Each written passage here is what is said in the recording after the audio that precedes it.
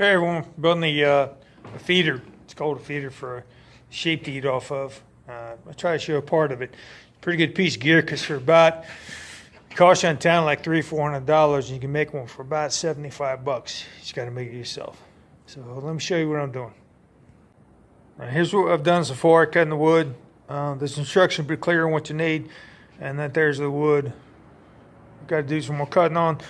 Hard for me is always the plywood. Cutting big old 8 foot by 4 foot piece of plywood can be a bear. And that's what takes most of the time.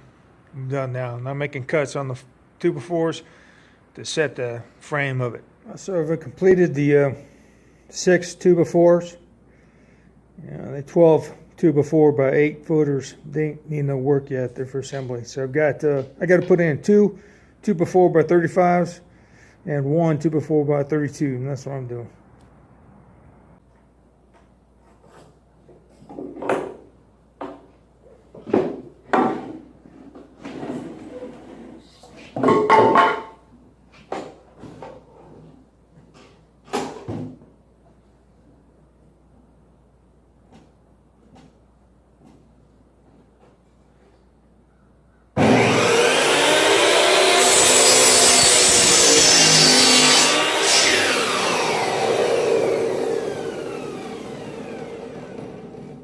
I work on these 2x4s, the 48-inch ones up here. Can you see them? I don't know, 6 of them.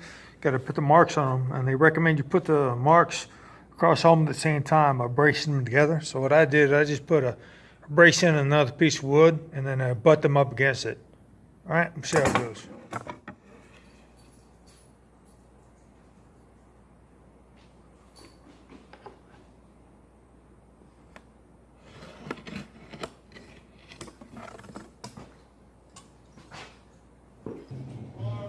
Hey y'all, hell, I guess it's Wednesday morning, working on the same piece. It's got, this feeder's got 2 sides on it. One of them has been completed, and I'm going to be working on the other one today, so I'm going to show you in state. Hope you can see some bitches, I don't even know if you can.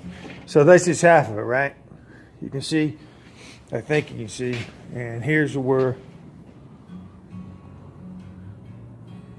working on the second part, bottom part, all right? Pretty simple once you make the cuts. If you only got one arm like me that works with the dam, then what you need to get is a nail gun. Nail gun is the key thing for me. There's a nail gun right there. So my dead arm can stay out of the way and the good arm can nail things. All right, so here's your ticket. What I do is you lay down the corner. This is just a brace piece. What I do is run this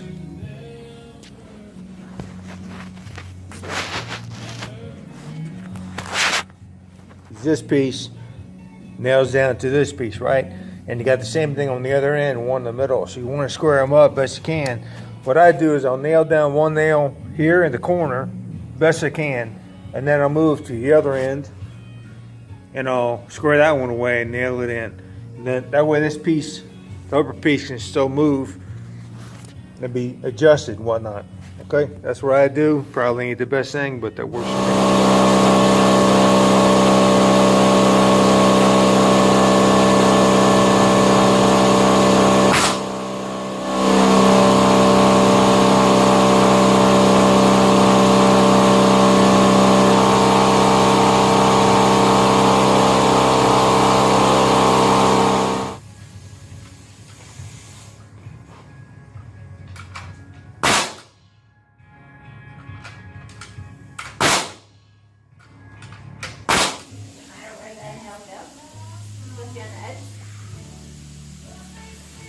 Yeah, on all 4 corners, and then 2 in the middle.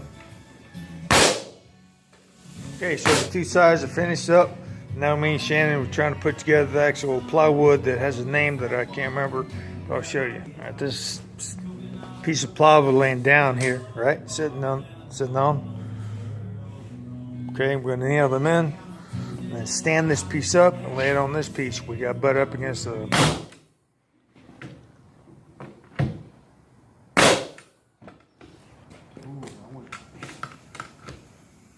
on the part of it and reading the manual and whatnot, I can't freaking understand what it's saying. Probably got something to do with my jacked up brain. So Shannon's going to explain what we're going to do. Hang on. Two 35-inch pieces of 2x4 and placing them on the inside of the exterior legs.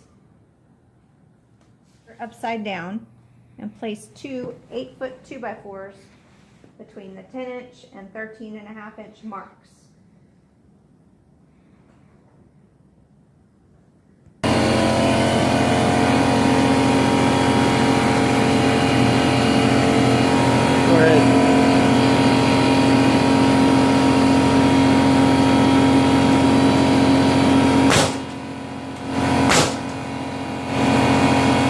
Place two 8-foot 2x4s between the 4-inch and 7.5-inch marks. These boards are essential if you're feeding ewes with offspring, so they don't crawl under it.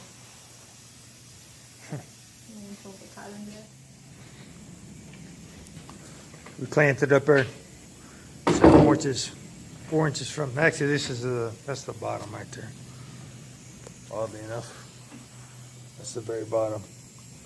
This one, no, this one. Now it is.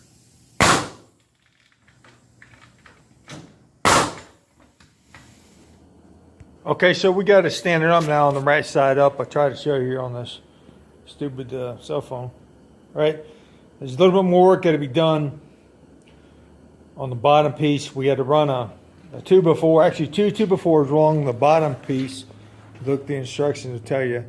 And then the fence line runs from here down to the frame. This piece sitting up here is a 2x8. Happened to have laying around out with a barn with a sheep.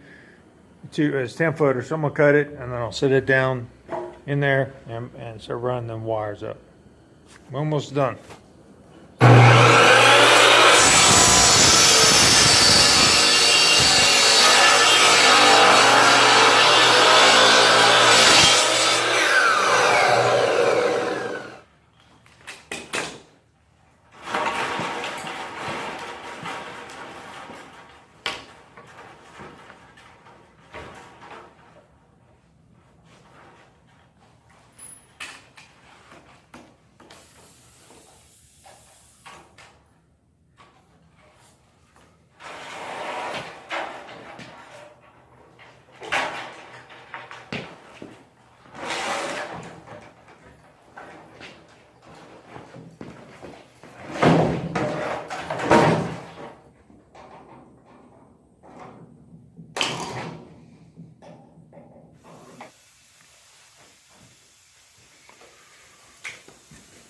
The instructions we're looking at didn't show a side and end on the sides.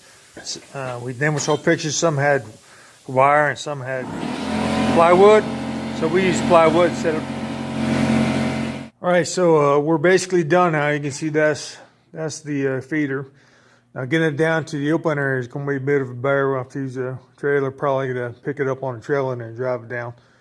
But that's what I made, and that was helped by Shannon and Brett Newman, our Marine buddy.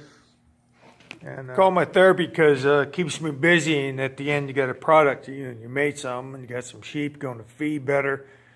And for all of you vets out there, you combat vets in particular, if you're one of the people that wishes they hadn't survived your combat tour, which happens all the time, yeah, you're welcome on a farm. You come down here, and I'll put you to work, and I'm not going to hug you and kiss you and, tell you I love you every 2 seconds.